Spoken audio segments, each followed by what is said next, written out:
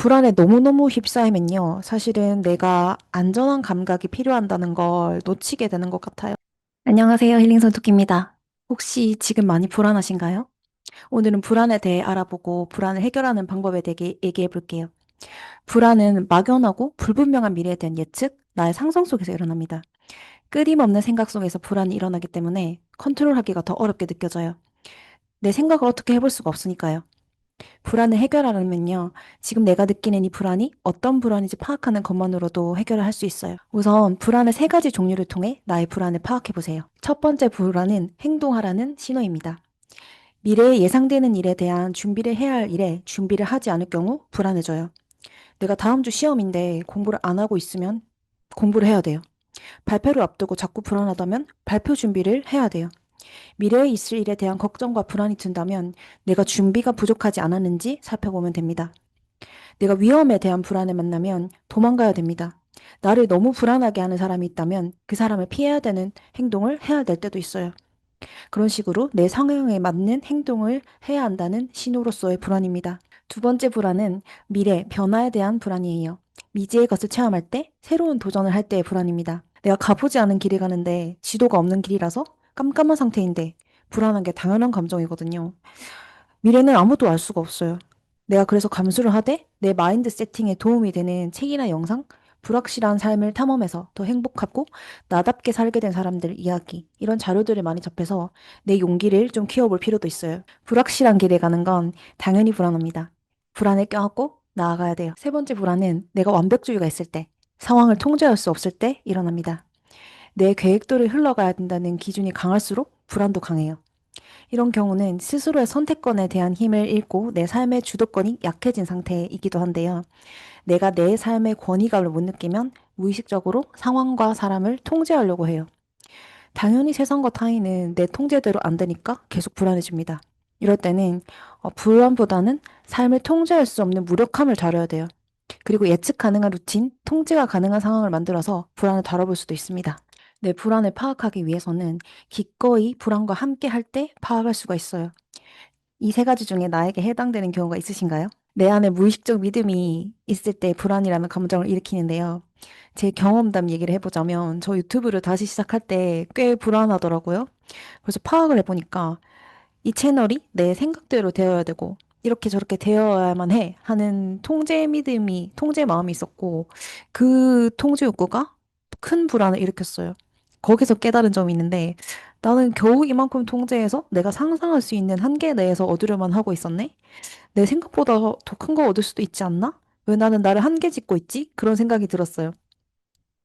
그래서 이 유튜브를 하면서 내가 나의 중심을 잡고 보람을 느끼고 가꾸고 이 과정에서 또 내면 작업을 계속 해나가면서 내가 얻는 것들이 이미 충분히 있었기 때문에 그것들에 집중을 해서 불안함이 사라졌어요. 물론 때때로 자연스러운 불안함이 있기도 하지만 약간의 불안은 미지의 길을 가는데 자연스러운 감정이라고 생각을 하고 감수하고 있어요.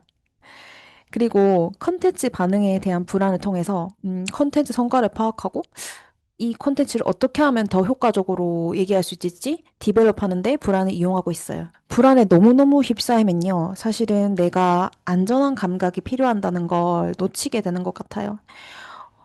내가 이 불안 속에서 안정감을 가지려면 어떤 게 필요할까? 라는 질문을 스스로에게 해보는 거예요.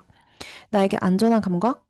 채워질 필요가 있다는 신호거든요. 또 저의 경우 예를 들면 제가 유튜브를 시작할 때 불안했는데 이걸 꾸준하게 지속하려면 내가 원하는 지지 감각이 있으면 안전함을 느낄 수 있다는 거를 파악을 했어요.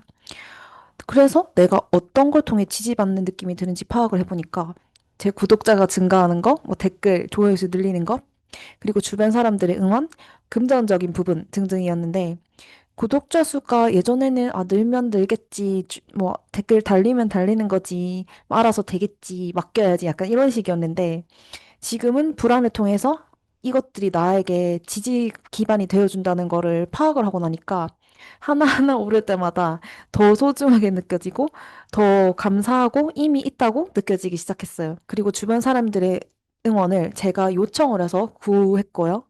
금전적 부분도 예전에는 돈 들어오면 들어오는 거고 나가면 나가겠지 약간 이런 태도였는데 이 돈이 나에게 필요한 지지 감각이라는 거를 인지하고 나니까 지금 들어오는 부분들을 통해서 지지 감각을 더 강력하게 느낄 수 있었고 더 지원받을 수 있는 방법도 더 찾게 되더라고요.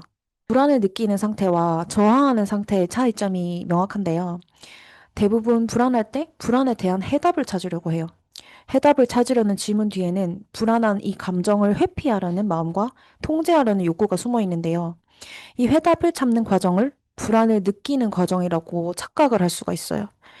진짜로 불안을 느끼고 받아들이는 감각은 이러합니다. 내가 불안해서 힘들고 고통스럽지만 왠지 편안함. 불안을 받아들이고 상황을 인정한 상태예요. 너무 불안해서 미칠 것 같고, 빨리 불안해서 도망가고 싶고, 불안을 느껴야 한다고 하니까 느끼면서 빨리 정답을 찾고, 이 상태는 저항의 상태예요. 이 내 몸을 통해서 알 수가 있는데요. 불안은 몸의 극도의 긴장 상태입니다. 불안할 때 몸이 돌처럼 딱딱하게 굳고 호흡도 깊이 안 돼요. 그래서 의식적으로 심호흡을 깊이 하고 몸을 이완하는 과정도 필요합니다.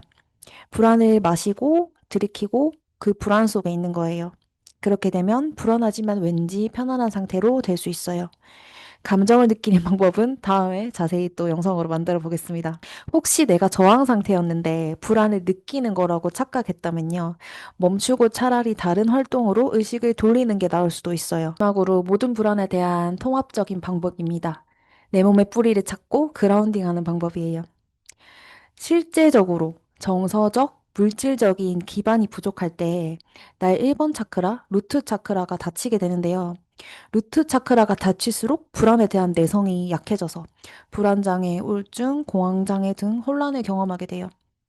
루트 차크라를 회복하기 위해서는요, 나의 불안을 파악하고 제가 알려드린 세 가지 중에서 그 안정감을 채워주세요. 그리고 자연에서 쉬기, 맨발 걷기, 그라운딩 명상, 여러 가지 힐링 기법들도 도움이 되지만, 루트 차크라는요, 현실적인 안정감이 채워지지 않으면 회복할 수 없어요.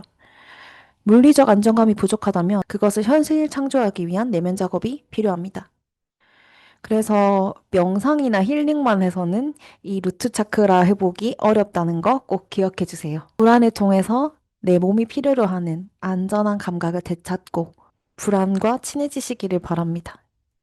그래서 혼자서 해결이 어려울 때는 상담 연락 주시면 좋겠고요. 댓글을 통해 여러분의 경험을 나눠주세요.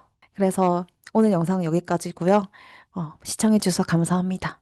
다음 영상에서 뵐게요.